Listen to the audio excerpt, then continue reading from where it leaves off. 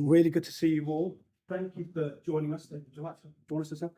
Really good to have you all. This is our accounting panel discussion.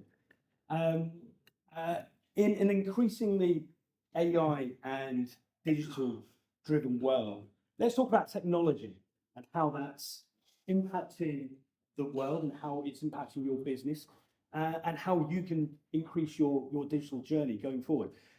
Quickbooks recently conducted some research, and within that research, we found that new technologies are helping businesses, accounting firms to do better for their clients, to recruit and retain top talent better, to offer simply better advice to your clients, as well as doing better business for yourselves. So we're here with a few of our accounting partners, and we're going to be discussing their digital transformation journeys and how it's impacted their firms. So first and foremost, I'm just going to introduce Johann. Johann Goree is the Group Managing Director of On Point Accounting Group. Johann, would you mind giving us a few words on yourself and the makeup of your firm, please? So I don't put makeup on. So I run a team of 24 people, all remotely. They all work from home. We've got main hubs in Edinburgh, Reading, Kent, Hemel Hempstead and stuff like that. But we've been QuickBooks only for, since we started. So I started the practice in 2017. We're now a team of 24 looking after about 800 clients. Any client we do bookkeeping for at any frequency, whether that's daily, weekly, monthly, quarterly, annually, for the ones that are really still a bit slow. We do it all on QuickBooks, and then we plug in various tools to make life even better and easier and help our clients with their understanding of what that information in QuickBooks actually means. So yeah, we've not really transformed digitally because I started in 2017. I didn't have the handicap that was all this desktop software, Excel, paperwork, etc. I got to start with a clean slate, and I kind of got cloud wasn't going to be a fad; it was going to be a thing. So we've had a bit of a bonus start there for us, and then we've just continued to be at the forefront of technology. So, for the last 6 months, I've been playing with ChatGPT. We don't write letters to HMRC anymore. ChatGPT writes our letters of appeal because I've got better things to do in my life than keep correcting them. So yeah, we're just constantly testing new things and seeing where we are and what we can do with them and how that can save time. Brilliant, thank you. And then just to introduce David Edmonds, who is the Managing Director of Edmonds Accountancy. David, again, to yourself, would you mind giving us a few words on yourself and the makeup of your firm as well? Yeah, so we're around 20 people. We've got 2 offices. We're based in the Thames Valley. We started the business in about 2004. I know what you're all thinking. How could you have started the business so young? But it was possible. From that time, the business has sort of really developed and evolved. And obviously, there has been a very significant digital journey during that process. So early on, we were using QuickBooks Desktop and products like that. But obviously, as the world has changed, we've had to embrace the new technologies. And I think to be successful and to continue to grow, you really have to embrace the new technologies. The world we all live in is an incredibly competitive world, and there's a cost of living crisis out there. Money is an issue. People want more and more money, and the only way businesses are going to survive is by being more productive, more innovative. So we've got to get more productive all the time. Time is our challenge, and we've got to make every team member get as much bang for their buck as they can. So definitely all these time-saving opportunities you have to look at, you have to try and embrace, and you have to have that sort of innovative mindset that I've got to go forward, I've got to make the changes, because if you're not going forwards at the end of the day, you're probably going backwards. Brilliant. No, thank you very much for that, David. I appreciate that. So, Johann, you quite rightly mentioned digital hasn't been a transformation for you. You pretty much started there. So I suppose the question that I've got is how do you and your team and your clients embrace digital from the very often? I suppose I'm probably thinking more around your clients more than your team. So the bonus from or the handicap, if you ask my team, is that I love technology. Like anything new and shiny, I was like, oh, I'll play with that. You know, let the wife sit and watch Neighbours or Home and Away in the evening. I'll play with it on my iPad quite happily. Or I'll be sat watching YouTube videos with people that are already using stuff. And it's like, right, if you're using that in that industry, how could I use that tool in this industry? Or can that help my clients that are in that industry? So we're becoming this knowledge power bank. The way we implement it in our firm is, ultimately, if it's going to impact a client in the form of, say, a client portal or a tool that they are using, yes, it's a slower and more thought-through process because we've got to make sure it's right for our client, because anything the client's involved in, there's a pain point of change. So any time you tell them, oh, we're going to use this tool instead, you've got to have confidence it's going to be about for a while, it's going to be delivering the dream that they've sold you on. When it's tools internally, I've been known to be a bit rapid in implementation. I'm getting a smirk from the front row. So Jade is my operations manager. Jade is like my anchor when it comes to new ideas. So I'll see a new tool and go, woo, and go play with it over the weekend, and I will want to roll it out on Monday morning. But we've now got to the point in the process where Jade will go, right, tell me about it. She asks the questions. She's not opposed to change, but she wants to make sure it's not wasting time and it's going to be valuable. And if I can convince Jade of it, then we roll it out. But we're still not taking 6, 12, 18 months to roll something out. If we're rolling out a new tool, it's rolled out that week. Jade and I will talk about it after the weekend that I've been playing with it, and we will decide there and then, do we or don't we roll this out? And then we roll it out if we're saying yes. If it's a no, why is it a no? How do I get that information to answer those questions that will make it a yes? Or is it actually that functionality is just not there, so it's still a no? I've seen so many people in the industry sit there and go, oh, that looks smart, I'll have a look at that later. A year later, everyone's doing it apart from them. Oh, I never had time. I forgot about that. Fine. There's no such, like what David was saying, there's no such thing as standing still in this world. If you're not moving forwards, you're moving backwards.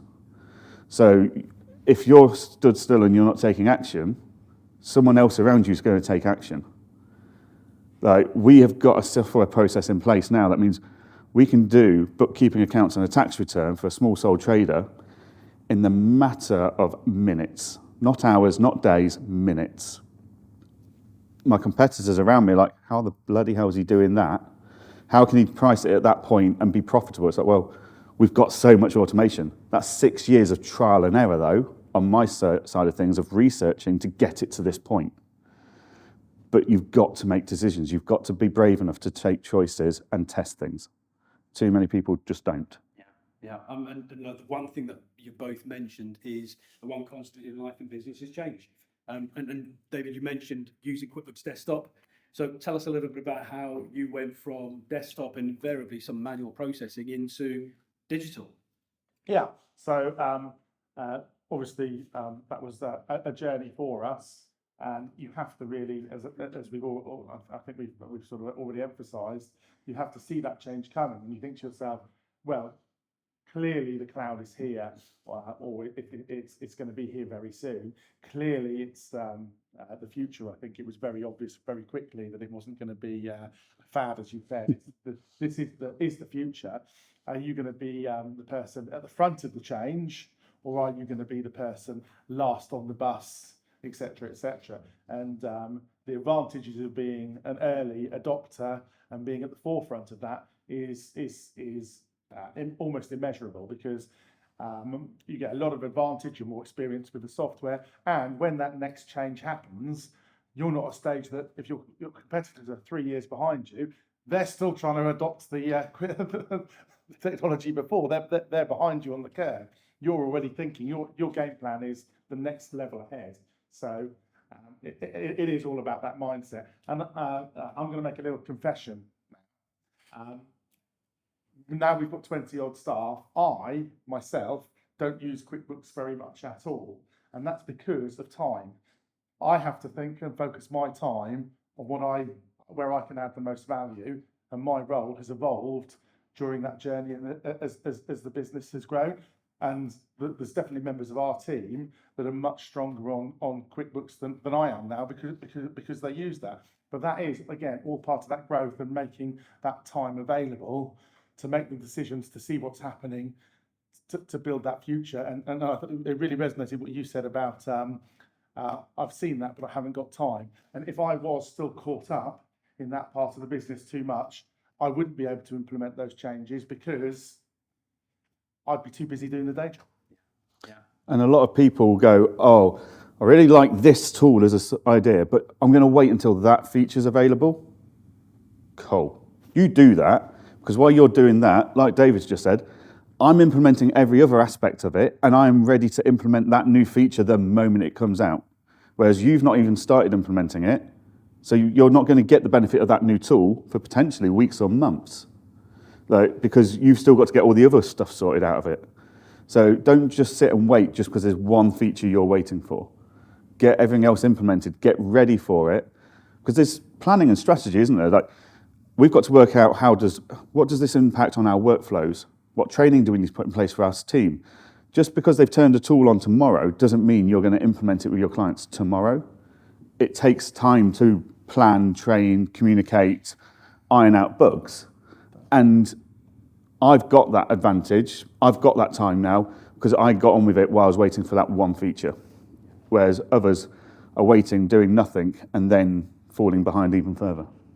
Now, I want this to be a bit of an interactive conversation, so I will pass it over to yourself for a question in a minute, but one final question before I do so. You both really explained your digital transformation there. The one thing I'm curious about is, tell us about the challenges that you faced in moving to a digital firm. So it's perspective. What a lot of my peers would have said is I've wasted a lot of time going along a lot of dead ends. Like, when you're an early adopter, the rewards are immeasurable, as David said, but there is risk. The risk is you're going to waste your time on a feature that doesn't quite work in the way you thought it was going to be, or you're going to be sold a dream by a bit of software that actually never transpires, you're just going to invest time and effort and emotion into it, and it might not always pan out. Whereas if you guys come along to go, right, QuickBooks Online's been going a while now, I'll give that a try now. It's like, cool, but I've been benefiting from the features and tools for the last 6 years. And the benefit of that comes from the investment in the risk I was prepared to put in 6 years ago. So yeah, the challenge is you have to accept there's going to be a risk of wasted time, it's not even wasted because you've learned something from it. You know what will and won't work, but just accept it is going to take some time, and it won't be perfect the first time round, but the first attempt's always better than no attempt at all. David? Yeah, I would say that if I was asked this, I would never describe us as a digital firm.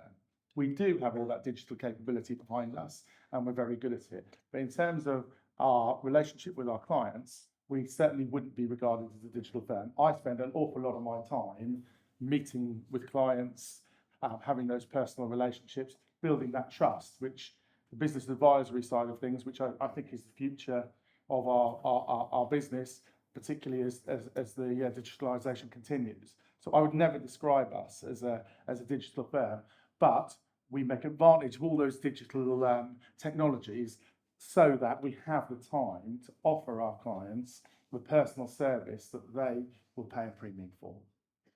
Very good. Question, please. Yes, sir. Yeah, Johann, I think I started off the same as you. I went straight onto QuickBooks, got a tax filer, filing everything electronically, getting invoiced in electronically.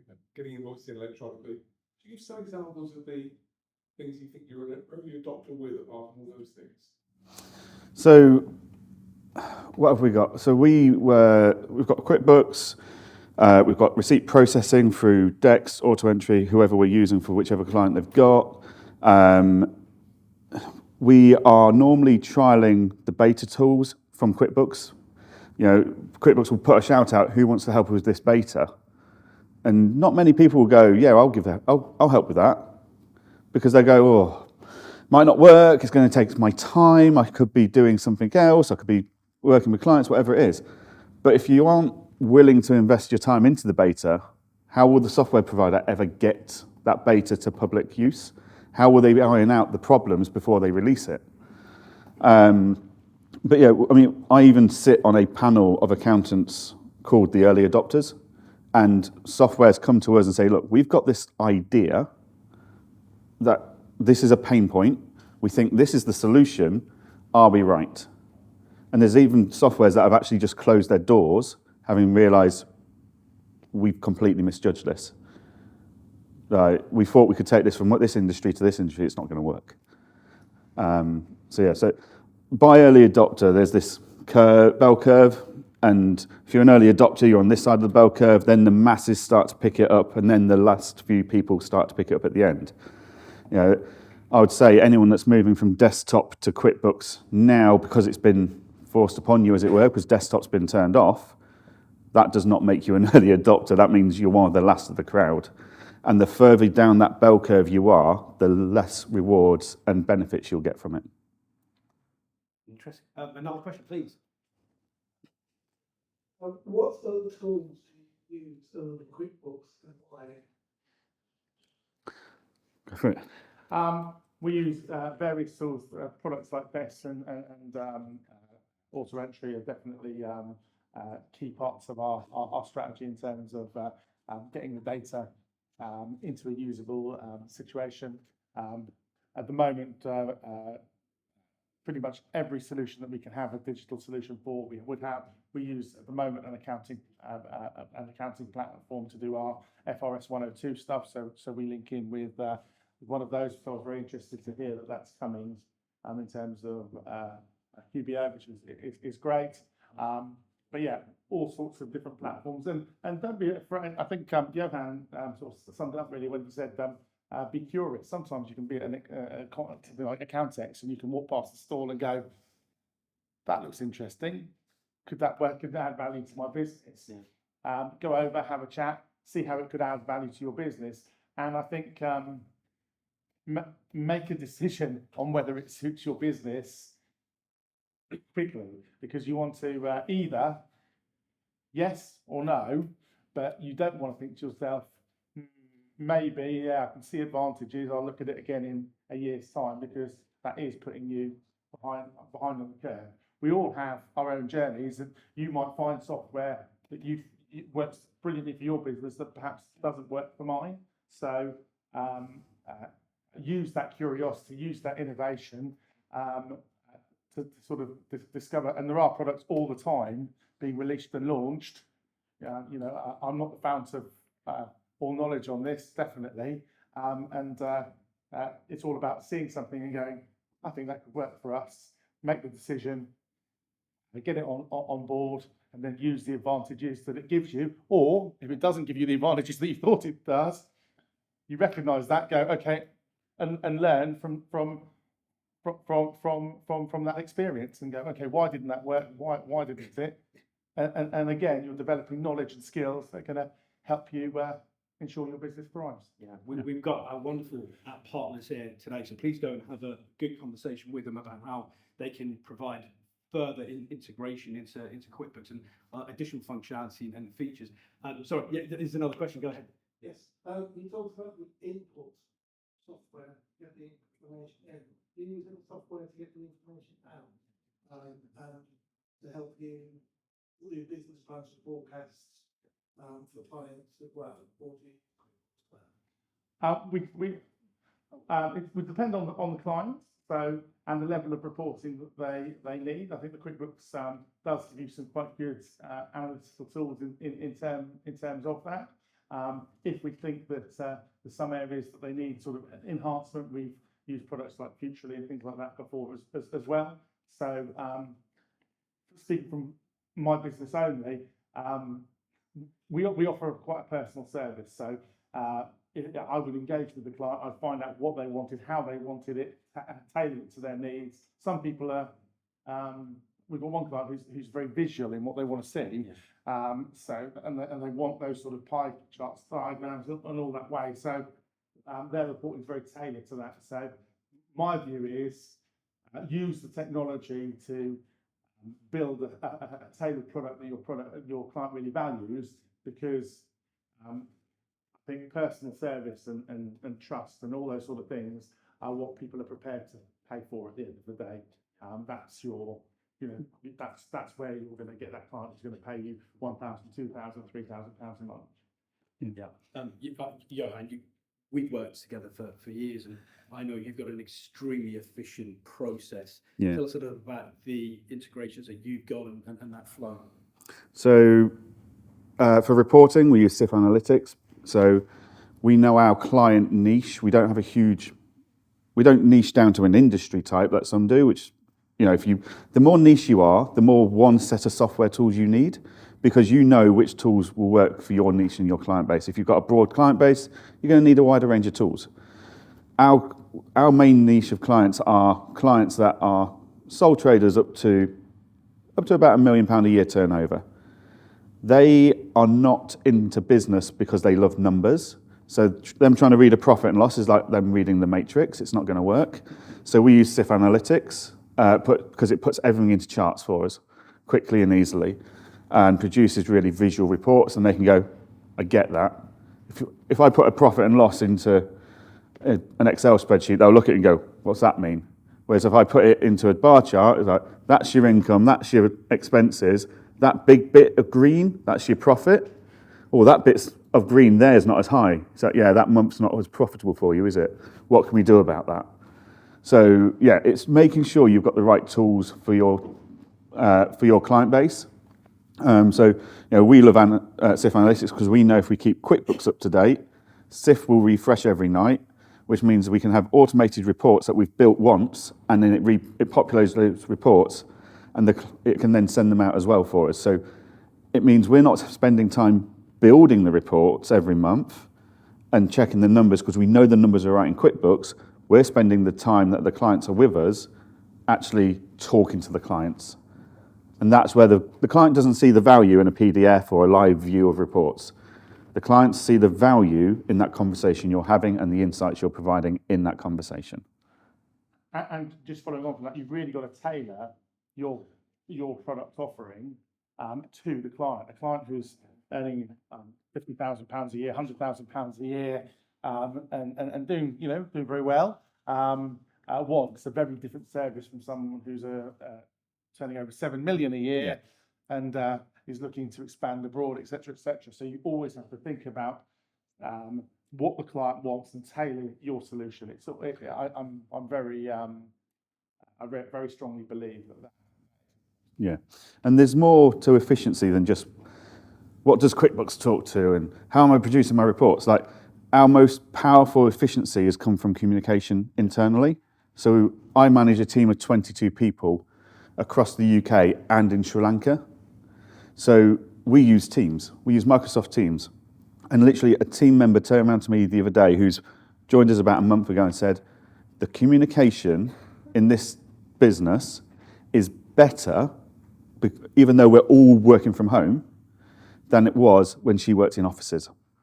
Because we have got Teams to such a point where we've got subsets of Teams, we've got private messaging in between everyone, we can jump on video calls or audio calls. Like, we are more communicative and in touch with each other than people sat in an office in a cubicle or behind a door.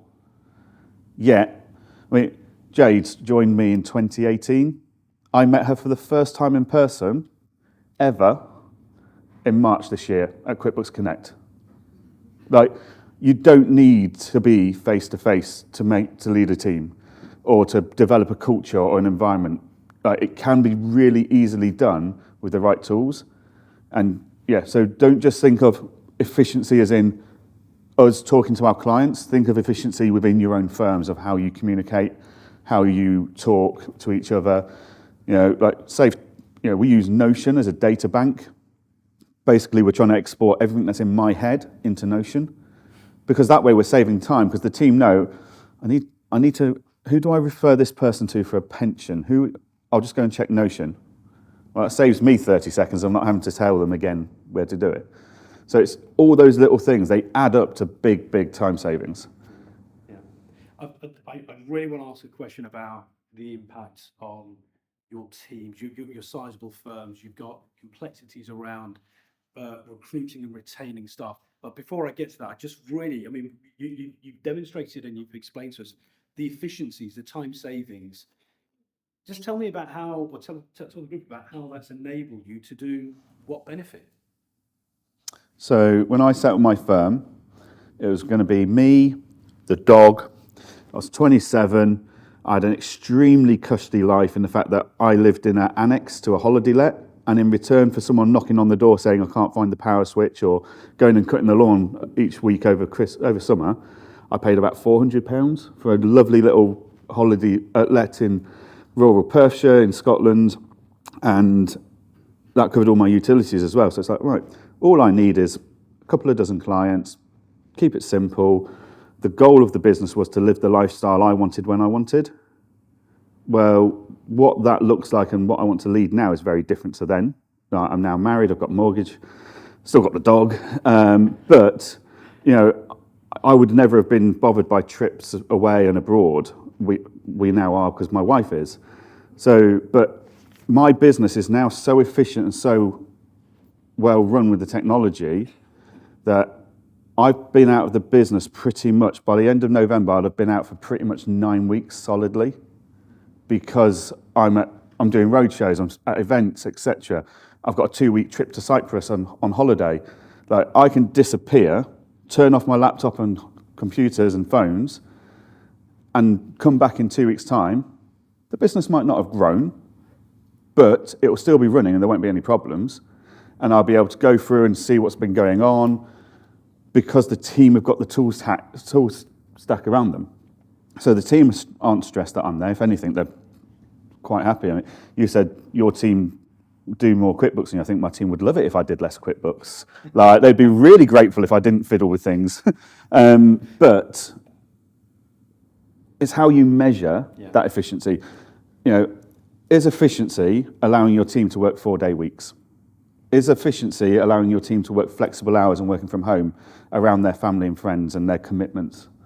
Is efficiency knocking out a tax return in a fraction of the time compared to the accountant down the road? However you measure it is up to you. It's your business. You run it your way. But the opportunities are definitely there to achieve anything you want by using tools. So, yeah, just work out what you want from it, and what efficiency looks like and the results of efficiency, what it does to me, what for me it looks like for me compared to you guys, could be completely different. Yeah. David, yourself, in terms of what you've... Often I have a conversation with clients, and I'll say to them, particularly when we're talking about things like exits, I'll say to them, if you want to exit your business and maximise your return on a sale, you need to turn yourself into the cherry on the cake rather than you are the cake.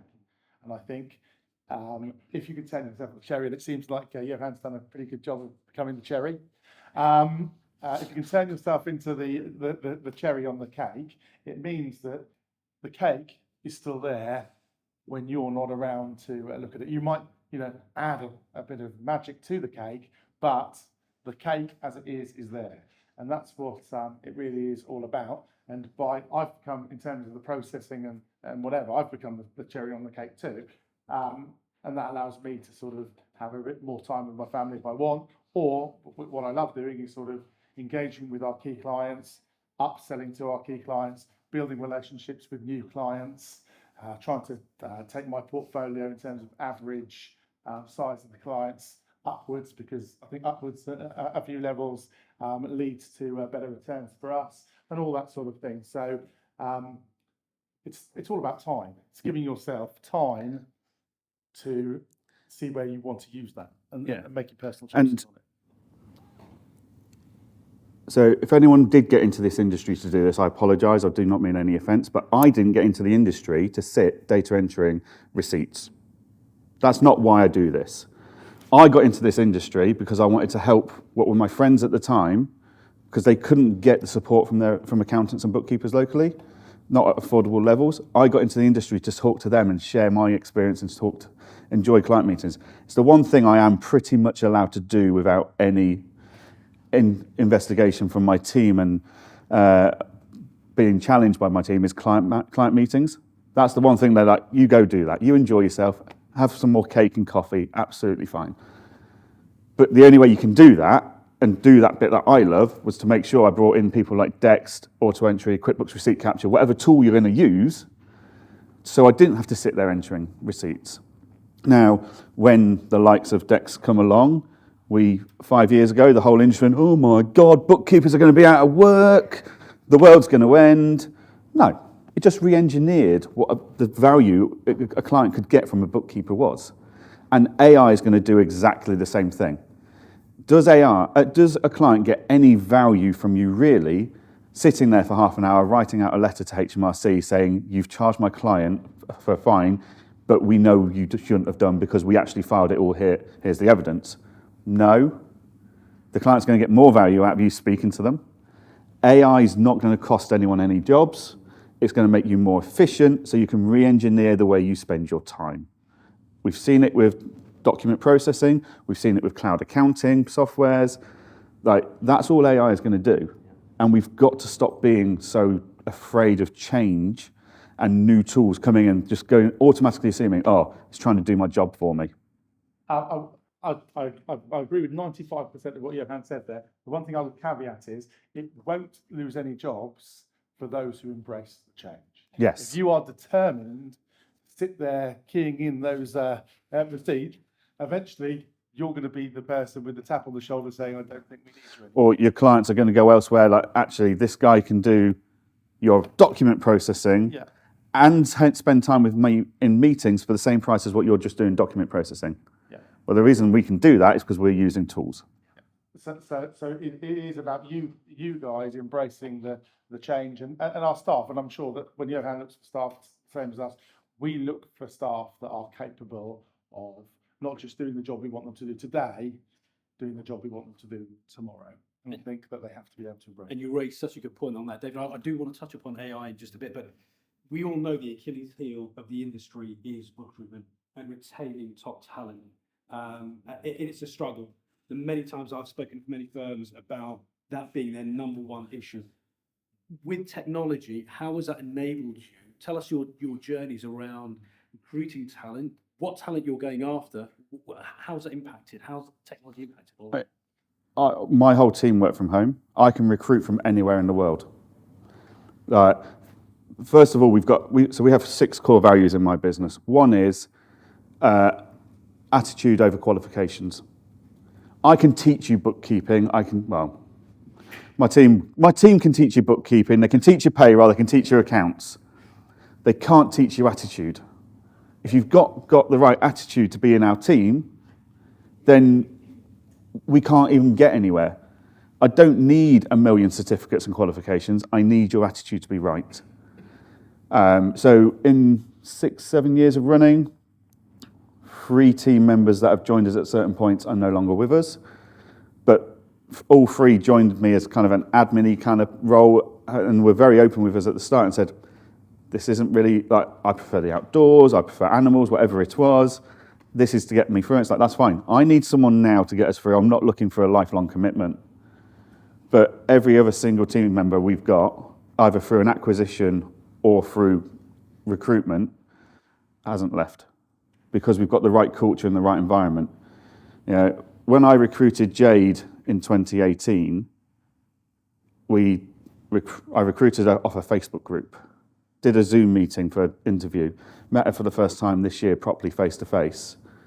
In that time, she's gone from a part-time bookkeeper to my head of operations. She is my right-hand person. She runs the business when I'm around at these things skiving, apart from today, when she's equally skiving. But the bit I knew why she was right for the business was she valued all the flexibility and everything I offered. So we all get hooked up on, what's my hourly rate? What's my salary? Jade turned around to me and said, this is what I'm on at the moment when we had the salary negotiation as you do. She said, but I'm happy to take this because of all the time you're going to save me not having to commute to anywhere, all the money you're going to save me in fuel, and the flexibility I have around my children. So it's not about pounds and pence in the bank. It's about the overall package. Every member of my team gets a box of chocolate brownies through the post at the start of every month as a thank you for their hard work from one of my clients. Like, it sounds like it means nothing to us, right? It's just a box of chocolate brownies. But at the start of every single month, we all put a stone on in weight, and I get a load of messages saying, thank you for the brownies. It's great that you think about us. Like, it's those small gestures that mean so much more than a bonus and a pay salary increase. So recruitment's not a challenge if you've got the right culture, the right attitude, and the right fit. Yeah, and also by being more productive in terms of sort of getting that bang for your buck. Over time, you can look at your team. Like our team, in terms of headcount, hasn't increased that much over the last 2 or 3 years, but our turnover has, because the tools that we're using has allowed us to complete more work for more people. So we've become a more profitable business before that, and I'm happy to share not all of the love, but some of the love of that profit, and give our staff, a good return for what they're doing, so they feel valued. And money isn't the be all and end all, but certainly I think rewarding people for what they do is really important. And we don't have recruitment issues really, because of we're able to remunerate our staff very competitively. We've got a quite fast-moving culture, which I think can get quite addictive for people, Right. in terms of rather than being in that sort of business that plods a little bit. And we've acquired businesses that I think previously were plodders, but it's all about the attitude. The attitude is absolutely right in terms of your staff. Definitely, you want somebody who's going to embrace innovation, embrace change, flexible, proactive, and really build a future with you. And just bringing it back to tools, Sure. because that's what we're all here for. The efficiencies we get from our tools, right? So I use Payroll Bureau, or a version of it, and we'll be moving to Payroll Bureau once it's live. In my team, I was speaking to one of my peers at the QuickBooks Accounting Council the other week. He has an equal amount of payrolls, fairly same kind of ratios of director-onlys, blah, blah, blah. And he uses a desktop-powered payroll software. And he was very pleased with himself because he only pays £600 a year for that software. And I'm sat there going, yeah, I pay best part of £900 a month for my payroll software. So he was very smug. Then I said, how many staff does it take you to run this payroll offering? Oh, 3.5 full-time, well, 3 full-time, 1 part-time. Cool. I run the same payroll offering on 1 staff member because of the efficiency and automation available. So yes, you're only paying £600 a year for your software, but you're paying £90,000 a year in salaries that I don't need to pay. So I pay £12,000 a year in software, and I save £70,000 in wages. Who's winning now? But also, I've now not got a problem with recruitment because I've only got 1 person to replace if they go. I don't have to worry about what if all 3 go? What if 2 go? What if 1 goes on maternity and the other 1 leaves? That my tool has reduced my risk and of exposure to a talent shortage, if that's what we're going to deal with. Johann gave a good bit of business advice to that accountant, didn't he? So, Yeah, I should. I'll get you all invoiced on the way out. yeah, definitely. It's about philosophy. It's about change. It's about breeding that. And QuickBooks are one of our biggest partners in terms of that, and it's great to see them continuing to innovate and change. But I would say keep a look at the whole market, because we've got to keep those guys on their toes and make sure that they're innovating as hard as possible and providing those solutions that we need. Absolutely. Competition breeds innovation. Definitely. We're down to a few more minutes. I wanted to open it up to yourself. I'm sure there are many, many questions. Please, there's a question at the front here.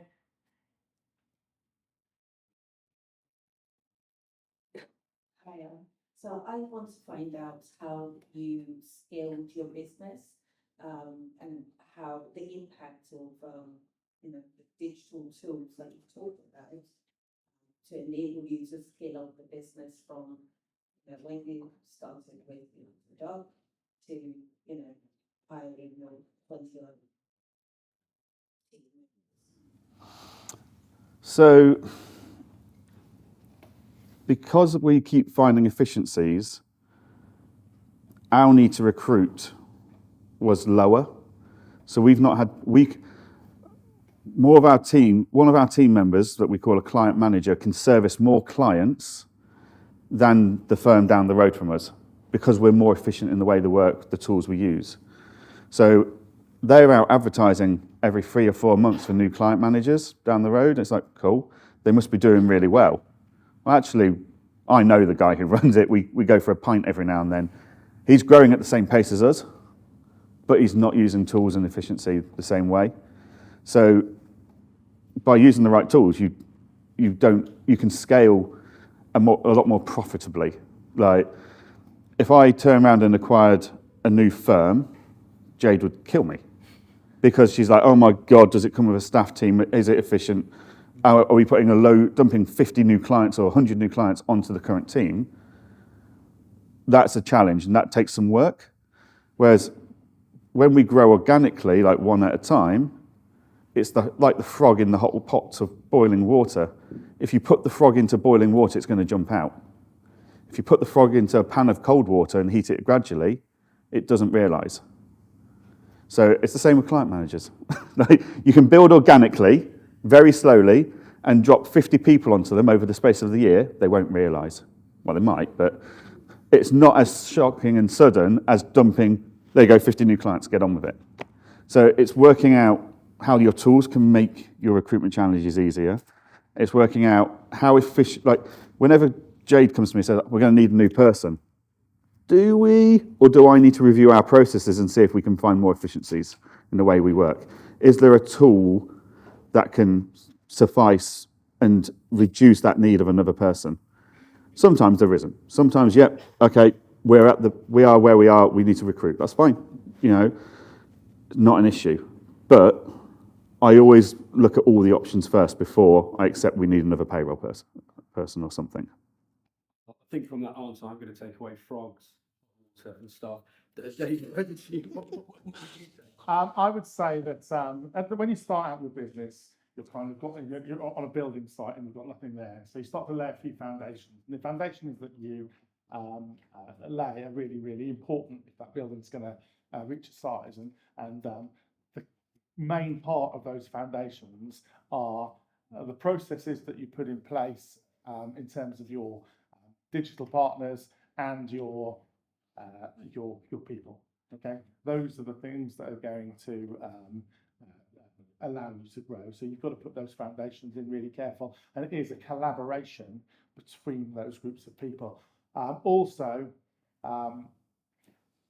the person that you have at some point in the business, I think people sometimes do have a finite time that they're going to be with you in a business. You could bring somebody in as your head of payroll who can handle 100 payroll clients very easily. They may not be able to handle 1,000 very easily. So over time period, that person who can help you to stage 1 isn't the person that's going to help you to stage 2, 3, and 4. So I think you have to continually evaluate processes, but also evaluate your people and make sure that you've got the right person in the right place. A little bit like a football team. If I wanted Reading to win League One or whatever, I'd need to build a certain team, but that team that gets me promotion into the Championship isn't going to win me the European Cup. I'm going to have to change that team up again. Great answer. Very good. We're almost to the end. We've got a few more minutes. One last question from the audience. Oh, yep. I've got a question. Oh, very good. Well, listen, I'm going to end it there then. Thank you so much for joining us. We're going to go to a break now for 20-25 minutes. If you do have any dietary requirements, please go and make yourself known to one of the catering staff who can accommodate. But for now, please do give us a round of applause from Johann David.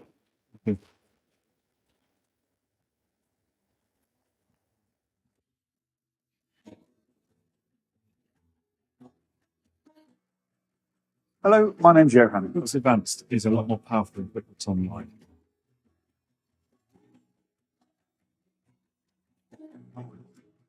Okay, so we've decided to make it work. It's about 5:15.